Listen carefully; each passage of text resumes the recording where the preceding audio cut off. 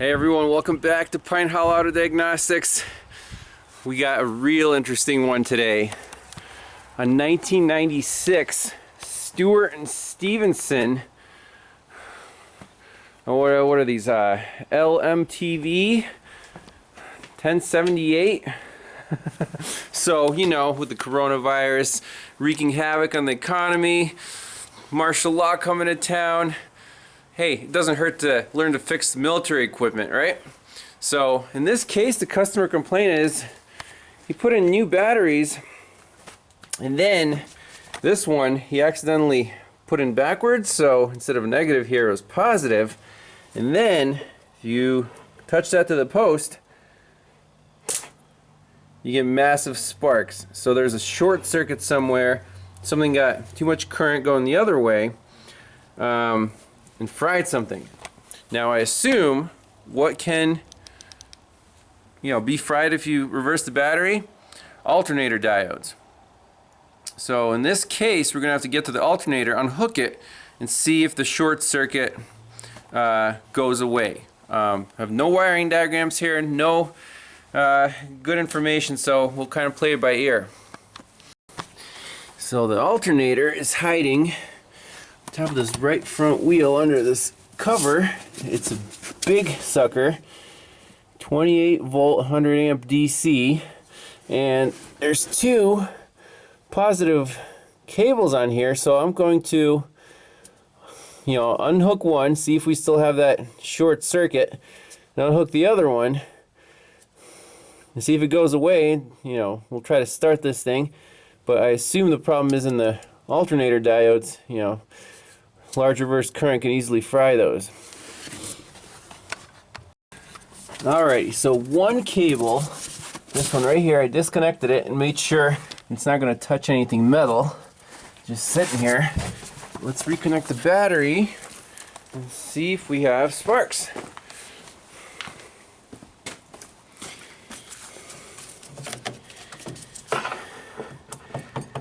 That looks better already, so no sparks there. Let's reconnect to the other battery. Okay, so that looks to be good.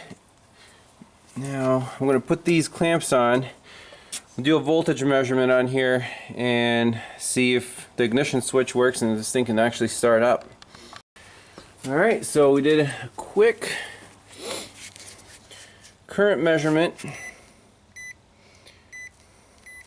on all the positive wires. Now this is a dual system, 12 and 24 volt. So if this is our negative post tied to the chassis of the vehicle, this is going to be our 12 volt system off this wire. That's lighting and accessories and stuff, and we're close enough to 0 amps, about 0.1. So within the accuracy of the clamp. So I'm happy with that now. Now the 24 volt system, again, close to 0.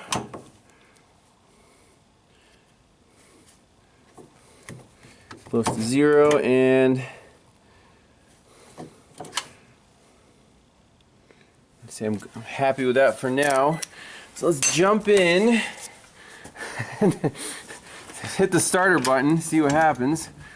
Climbing, and this thing is let's see. That is loud.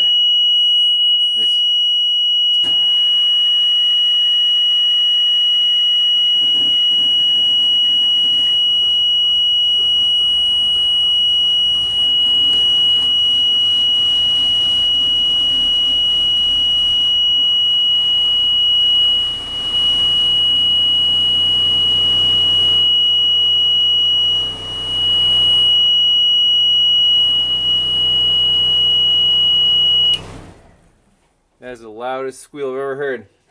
It does that until the air pressure. Yep. Okay, so starts and runs. If we disconnect that alternator post, parasitic draw, or the big short circuit goes away. So we're pretty much done. The alternator's cooked, and it's unfortunate that the owner just put a new alternator in it. So I think we'll just get another one and go from there.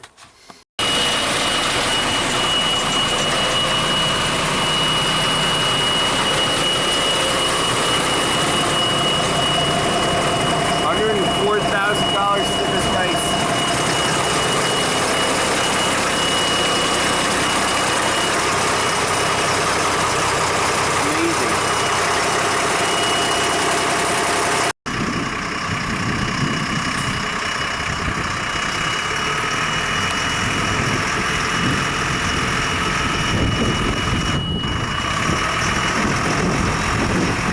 The big beast coming out of its lair.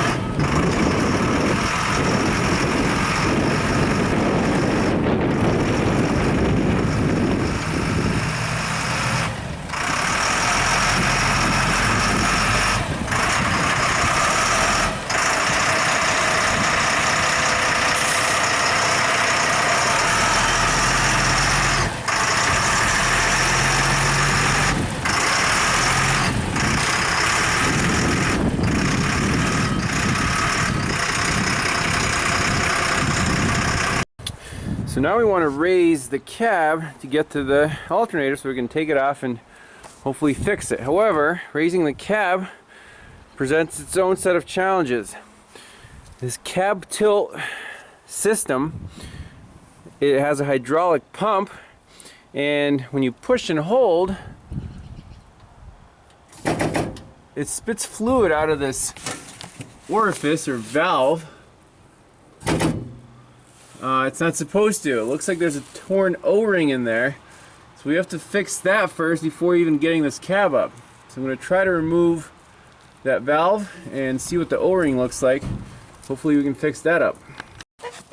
So using a pipe wrench, we're getting this huge nut off of here with the whatever hydraulic relief valve. I assume that's what it is. We don't really know what it's for. We can always look it up in the operator's manual. And this hydraulic fluid really smells like pine sol. It's really nice. So we'll pop this off and see what the underlying problem is. So we got this cap off. There's a spring in here. It looks really gunky. And there's the O-ring. You can see it's definitely blown out. There it is. So should be able to replace that. And then this shaft sticks out. Now again, we'll have to read the manual, see what that's for, but there's hydraulic lines going to it, so it should be, you know, when you push the pump, this should disengage the lock. This might be like a manual override, which leaks. But we have to get a new O-ring and then go from there. So I actually managed to pull the entire piston out by hand.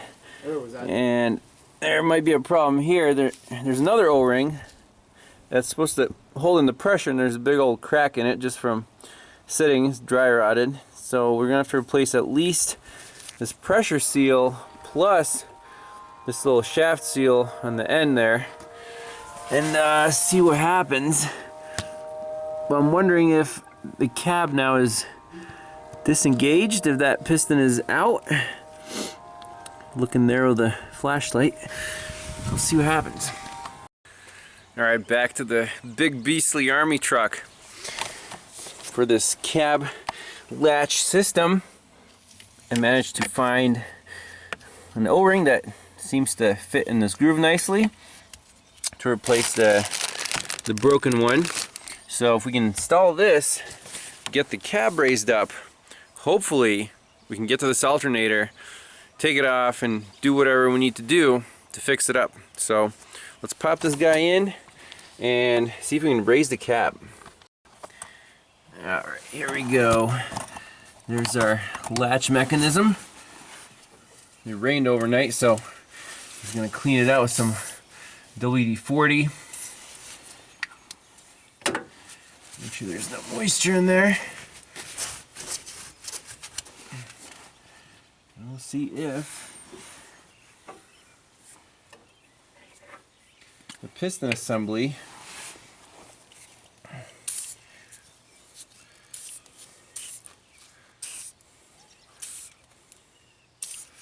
slide in.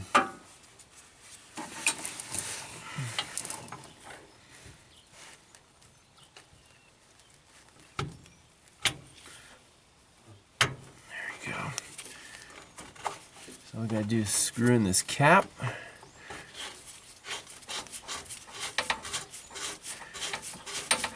And then reattach our hydraulic hose here. And then we'll see if it works. Alright, I got the valve back in. Hydraulic line's connected. And if you remember this seal here, that's not a pressure seal, that's just like a moisture seal. I actually kind of squeezed it back into shape. So the only thing I replaced here was the big O-ring around that piston. So once this pumps up, that valve should disengage the latch there and the cab should start to come up. Of course, we'll reconnect the battery. That's what drives our hydraulics.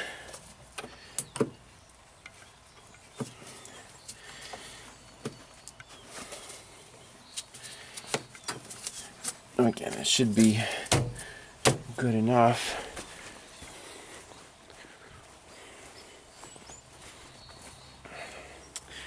Alright, cab tilt.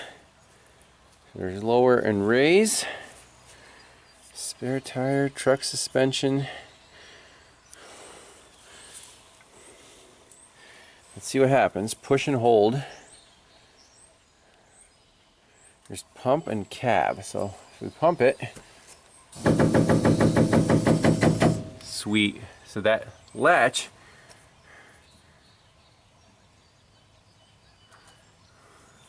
if we go back to lower, see the latch is retracting. So go to raise. Nice. Now, okay, so the latch is open. Will the cab start raising?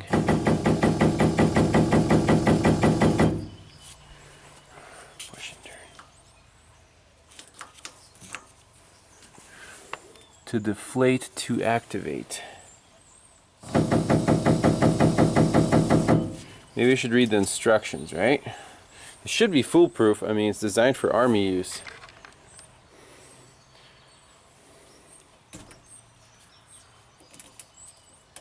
Oh, okay, cab tilt, spare tire, truck suspension. So we definitely want cab tilt.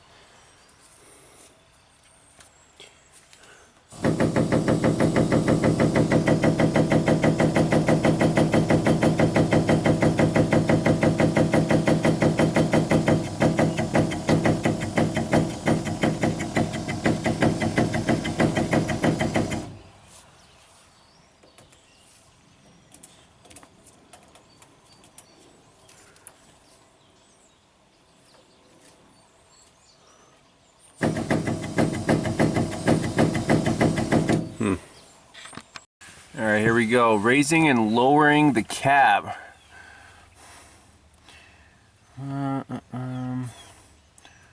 Use backup hydraulic pump if pressing pump knob does not accomplish step 5. Press and hold pump knob until cab is fully raised. So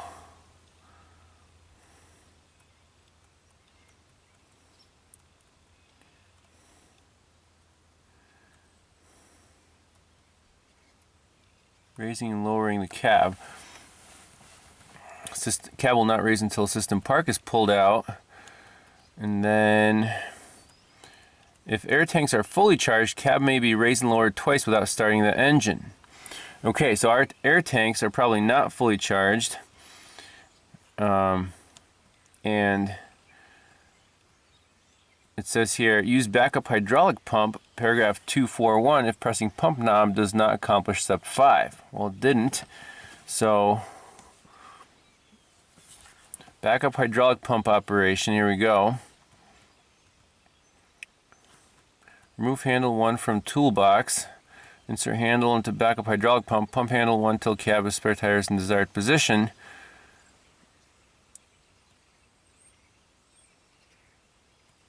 Okay.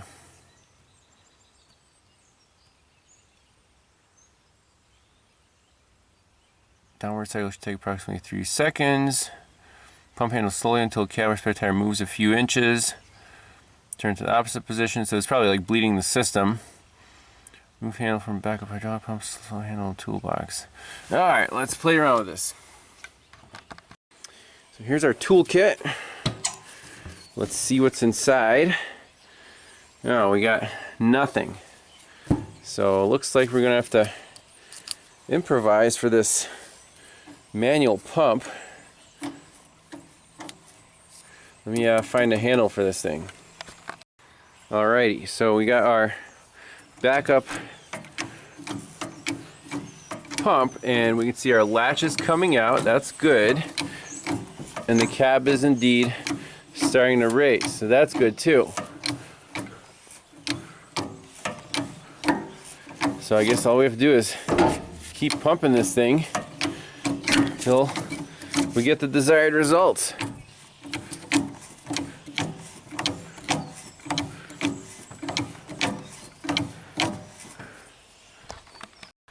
Alrighty, after a couple minutes of pumping, our cab is fully raised, and I want to make sure this thing doesn't fall down and crush me. So to lower it, it's actually, the center of mass is beyond the pivot, so the gravity isn't going to pull it down. You actually need to pump it to get it to come back down.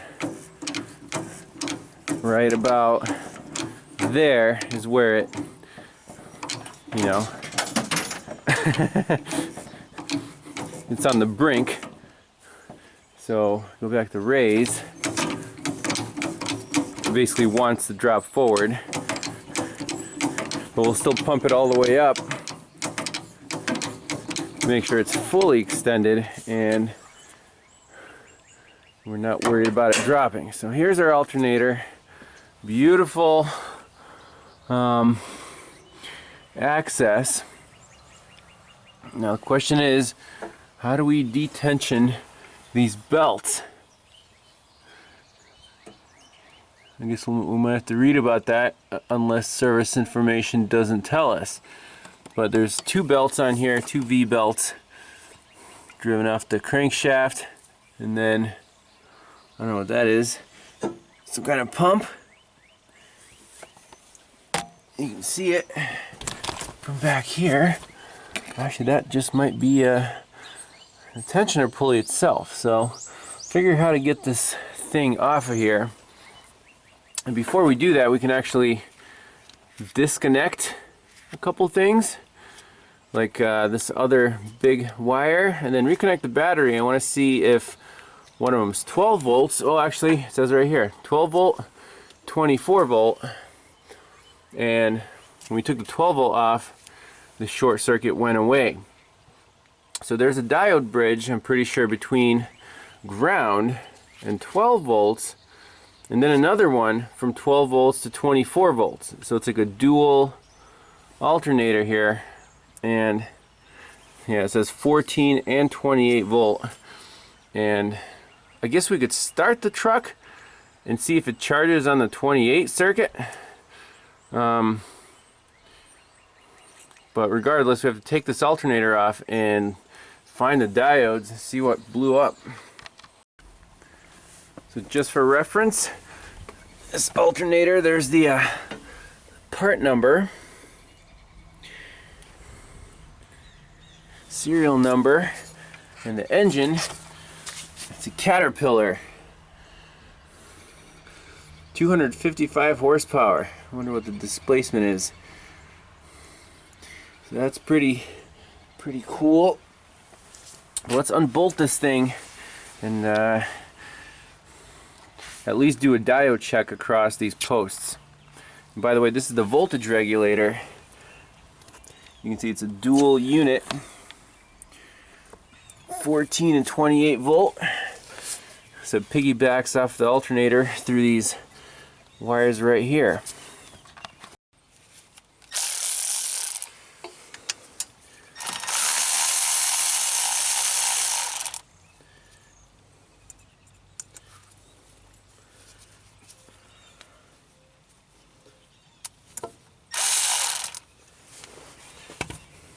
And there's this wire on the 24 volt side that's snipped off of this eyelet, and without a wiring diagram I have no idea where that goes. But we're gonna try to keep everything together here, keep track.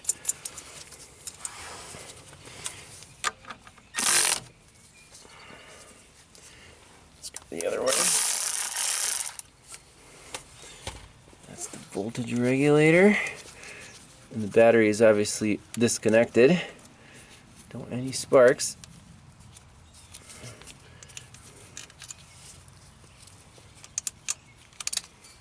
There's that. And these rubber boots we can use just to pivot them, whoops, the other way so that posts don't touch anything metal. I wonder if 24 volts creates more sparks than 12. Twice the potential. And this little guy, all the nuts are different sizes. Of course. There's the ground wire.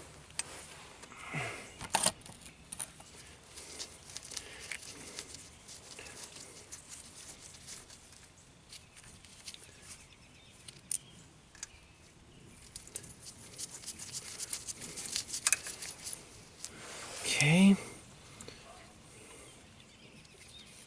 So ground, 24, 12, and the last one is this little guy on the regulator. Okay, we're going to do a quick diode check. So the diodes should allow current from one of these posts that way. So from ground to 12 and from 12 to 24. So if we hook up a positive lead here and a negative lead here, in the diode setting mode, you see it shows 0.456 forward voltage. And if we reverse the leads, it should show over limit or infinity. So this set of diodes is good. Now, right there, we just proved that there's no voltage drop from 12 to, or from ground to 12. And if we reverse the leads, boom. So confirmed diagnosis here that the diode pack between these two posts is blown. The diode pack between these two posts is still good. And in order to go further, we got to take this monstrosity off. And I believe the diodes are going to be hiding in here. You can see some wires and some screws in there. So if we can get to that and source these diodes, I'm pretty sure we can rebuild this thing on the bench. But let's get this thing off of here.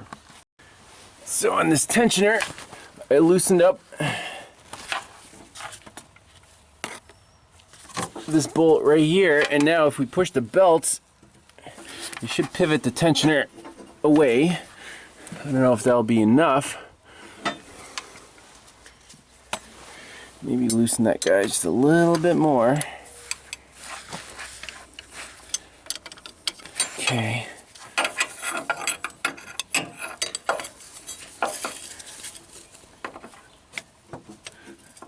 So the belts are pretty loose now. I don't know if we can slip them off of here, or we might have to take that bolt completely out. I don't know if there's a nut on the other side or not.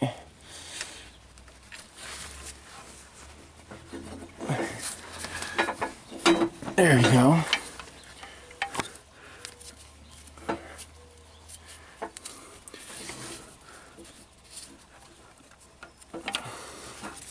So we get the belts off first, and then to get the alternator off, it just looks like a couple big through bolts there. A couple minutes, the alternator is out and on the bench. This sucker is the heaviest alternator I have ever lifted. So I think now we'll take it to the shop, and we'll use an impact to get this pulley off, get this cover off, and see what the diodes look like. That's pretty crazy. There's all the windings. So the burned piece is in here. We have to take it apart and see if we can source the right parts. We got the big alternator on the bench. The Earthquake 27mm deep well socket. Let's see if we can break this nut off. Sweet. No problems. And I think that thing is splined on there, but we might have to use a puller to grab it and pull it off. Alright, let's try this 3-jaw puller. See if the pulley comes off.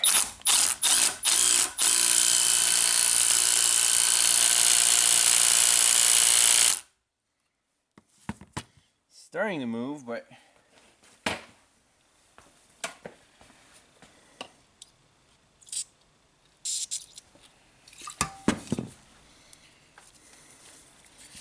everything's good.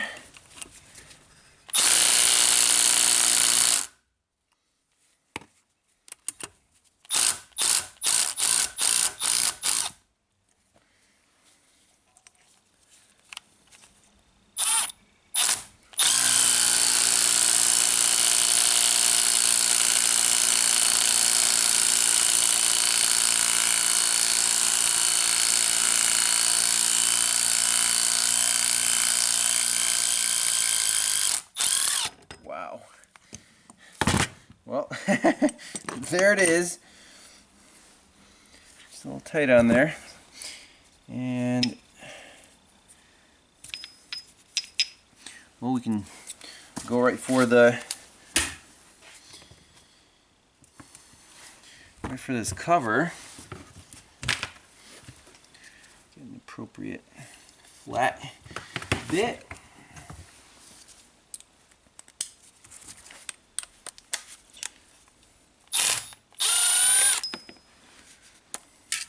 I wonder what was wrong with the old alternator.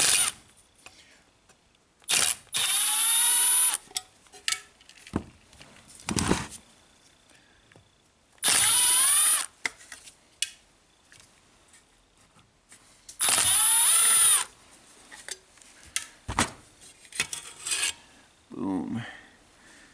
Wow.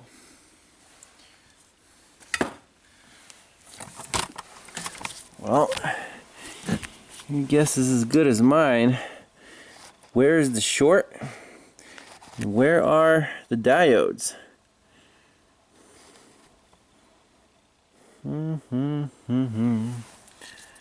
Very interesting. So we do have through bolts going in through here, so I believe that's what that is. But my question is how do I get this thing apart, and what parts does it need? Alright, so I'm going to unscrew the little nuts around the perimeter.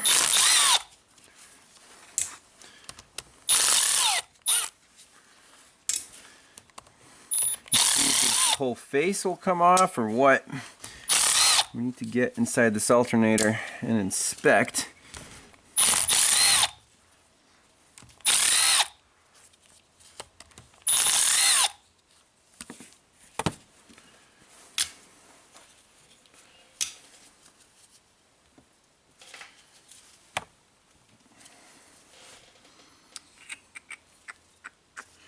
Or we can try to look up a manual on this, because the bearings might be holding in the entire rotor in here, and then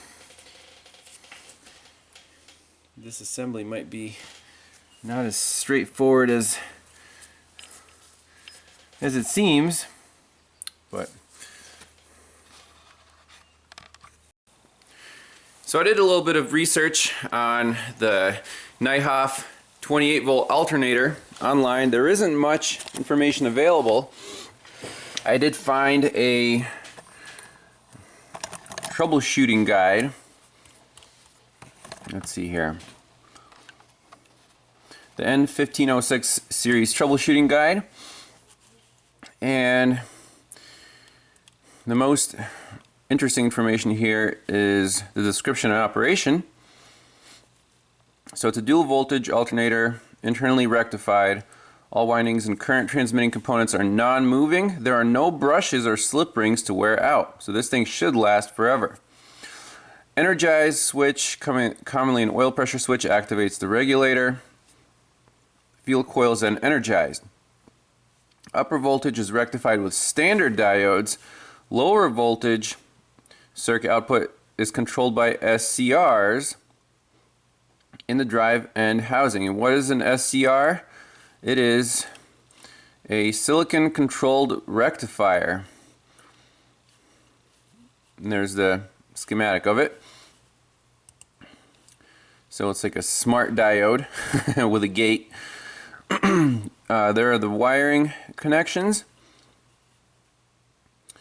And here's a kind of a schematic. It's not super detailed, but we can see here's a stator. The rectifier output goes to our 28 volt post right here. And then this SCR, which is controlled by the regulator, is, the output is at the 14 volt post. And the field coil is again controlled by the external regulator. So if this part's blown, question is, can we replace it? Can we source it? And online I didn't find much in terms of repair, parts availability. The only thing that, you can look on eBay, you can get a bearing for it, but you can get a brand new alternator or a rebuilt one. They run almost $2,000 because shipping is going to be quite a bit for this monster. They are available. I talked to the customer about the options here. I'm like, to even get started, I need to tear this thing apart, see what's bad. Then, if we get the old SCR out, try to look it up online or cross-reference it or something. And then, if we can get it, fantastic. If we can't, what do? Get a parts alternator, kind of go from there. So, at first he said he was going to send it out to an alternator rebuild shop that did the first alternator for him. But because of this quarantine shutdown, everyone's closed. So he's like, you know what, there's nothing to lose. Go ahead and tear this thing apart. So I'm going to get the alternator back from him. We're going to tear it apart, see what's inside. Really nothing to lose, but that's where we are right now. So I'll keep you guys posted. And as always, stay tuned for more. This is a really neat truck, so I hope we can get to test drive it soon. And stay safe and healthy. I hope weather's going to warm up a little bit. And, we'll see you next time. Bye-bye.